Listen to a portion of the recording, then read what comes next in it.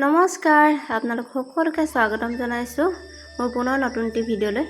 আজি বনাবলৈ লৈছোঁ ৰাজা মাংসৰ এখন ধুনীয়া ব্যঞ্জন। ভাবিলোঁ ভিডিঅ'টো আপোনালোককো শ্বেয়াৰ কৰোঁ। আৰু মাংস বনাবৰ কাৰণে তাত মই লৈছোঁ ৰঙালাও কাটিছোঁ, তাৰপিছত আলু গুটি আৰু এইখিনি চাওক ৰাজা মাংস দেখিছেনে। ইয়াত আছে 200 টকা ৰাজা মাংস। ৰাজহাঁহটো ঘৰতেতো অকলে খাব নোৱাৰি, সেইকাৰণে তাৰে 200 টকা আমাৰ ঘৰলৈ আজি লৈছে। আৰু তাত মই দিবলৈ লৈছোঁ ৰঙালাওৰ লগত খাই ভাল লাগে, সেইকাৰণে ৰঙালাও কাটি লৈছোঁ আৰু আদা নহৰু পিহি লৈছোঁ। আৰু এইখিনি মছলা বিশেষ নহয়, কাশ্মীৰী লাল মিৰ্চ, জিৰা অকণমানে, ধনিয়া অকণমানে, সেইখিনি। আৰু কেৰাহীত তেল দি দিলোঁ গৰম হ'বৰ কাৰণে। আৰু ৰাজা মাংস যিহেতু তেল বহুত দিয়া নাই, তথাপিতো দিছোঁ আৰু সেয়াই।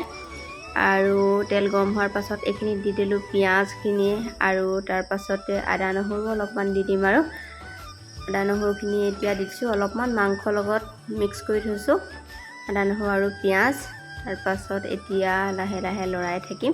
আৰু একেবাৰে ৰঙচুৱা হ'ব নালাগে, যিহেতু মাংসত একেবাৰে ৰঙচুৱা হোৱালৈকে ভাজি থাকিব নালাগে। আৰু এটা বিশেষ বস্তু মই দিওঁ চাওক, চেনি অকণমান দিলে মানে আগতে মাহঁতকো দেখোঁ চেনি অকণমান তেলতে দি দিলে, তেতিয়া হেনো তেলটো একেবাৰে খাই নেপেলাই আৰু সেইদে বুলি কয়, নাজানো বাৰু কিমান দূৰ সঁচা। তাৰপিছত তেজপাত দি দিলোঁ গোন্ধৰ কাৰণে, তেজপাত দিলে খাই ভাল লাগে, আচলতে গোন্ধটো ভাল লাগে। তাৰপিছত এতিয়া দি দিলোঁ মাংসখিনি, আৰু আন্দাজমতে মই মাংসতে দি লৈছিলোঁ নিমখ আৰু হালধি। আৰু এতিয়া ভালকৈ লৰাই দিছোঁ। আৰু ৰাজহাঁহ মাংস খাই কোনে কোনে ভাল পায় কমেণ্ট কৰিব দেই। আৰু যিসকলে নতুনকৈ চাইছে মোৰ ভিডিঅ' তেওঁলোকে প্লিজ মোৰ চেনেলটো ছাবস্ক্ৰাইব কৰি দিব, আৰু কাষতে থকা বেল আইকনটো অল কৰি থ'ব, যাতে মোৰ আহিব লগা নতুন নতুন ভিডিঅ'সমূহৰ ন'টিফিকেশ্যন আপোনালোকে পাই থাকে।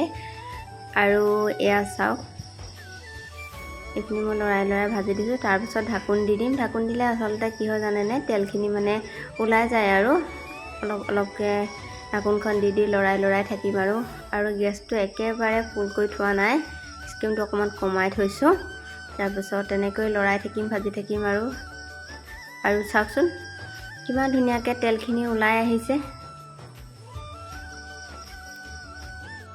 মাংসখিনি ফ্ৰাই কৰা মোৰ হৈ গ'ল, তেলখিনি ধুনীয়াকৈ ওলাই আহিলে। আৰু এতিয়া দি দিছোঁ ৰঙালাও আৰু কাটি থোৱা আলুখিনি, সেইখিনি দি অলপ সময় লৰাই ভাজি থাকিম ৰঙালাওখিনি সিজালৈকে, মানে আলুখিনি আৰু ৰঙালাওখিনি সিজালৈকে ভাজি থাকিম। যিহেতু মাংসত বহুতখিনি তেল আছে, তেলতে আলু আৰু ৰঙালাও সিজি যাব। তাৰপিছতে আনফালে মই পানী উতলাই ৰাখিছোঁ, সেই পানীখিনি এইখিনি সিজাৰ পিছত দি দিম। আৰু একেবাৰে শেষত দিবৰ কাৰণে কেইখিলামান মান ধনিয়া আনি থৈছোঁ। মাংসখিনি আজি মানে ৰাতি বনাইছোঁ দেই, কিন্তু এতিয়া ৰাতিয়ে গৈ পিনি মানে কেইখিলামান মান ধনিয়া ঘৰৰে যিহেতু ছিঙি আনিছোঁগৈ, কাষতে আছে।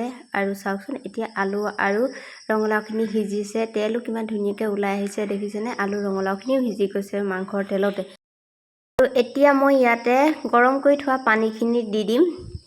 মাংসত মানে পানী অকণমান দিম, একেবাৰে নিদিয়াকৈ নাথাকোঁ, কাৰণ যিহেতু জোল খাই ভাল পায় মানে আমাৰ ঘৰত, সেইকাৰণে ৰাজহাঁহ মাংসৰ জোলটো অকণমান বেছি কৰিবলৈ কৈছে, সেইকাৰণে অকণমান বেছি কৰিছোঁ। আৰু এতিয়া পানী দি দিলোঁ আৰু উতলিবলৈ দিম। আৰু চাওকচোন এবাৰ উতলাৰ পাছত আকৌ চাইছোঁহি, ধুনীয়াকৈ সকলোখিনি সিজি গৈছে। সিজাৰ পাছত পানীখিনিও শুকাই গৈছে, মানে আগত থাকি আলু অকণমান ভাঙি দিছোঁ। আৰু মান ধনিয়া আনি থৈছিলোঁ, সেই মান ধনিয়াখিনিও কাটি দি দিছোঁ। আৰু এতিয়া চাওক আলু চালু ভাঙি দিয়াৰ পাছত ইমান ধুনীয়া হৈছে, মাংসৰ গোন্ধটো বহুত ধুনীয়া হৈছে।